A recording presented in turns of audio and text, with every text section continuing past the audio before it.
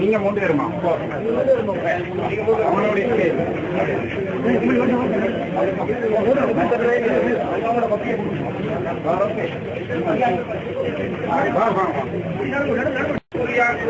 அந்த சூழ்நிலையில் இங்கு வாழ்கின்ற பெரும்பான்மை அரசியல்வாதிகள் இதற்கு முற்பட்ட காலத்திலும் எங்களை நசுக்கி ஒடுக்கி எங்களை இல்லாமல் செய்வதற்குரிய பல முயற்சிகளை எடுத்து அதில் வெற்றி கண்டுள்ளார்கள்.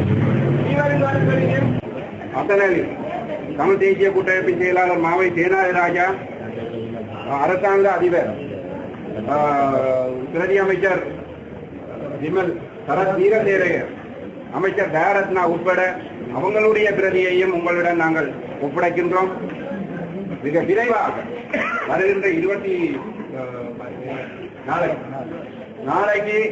திரும்பவும் மாநகர சபையினுடைய அமர்வு இருக்கிறதனால் இந்த பிரேரணையை அவர்கள் திரும்பவும் அமல்படுத்துவதற்குரிய இதுக்கு அப்பால ஒரு விஷயத்தையும் உங்கள்கிட்ட நான் சுட்டுக்காட்ட வேண்டி கிடக்கு.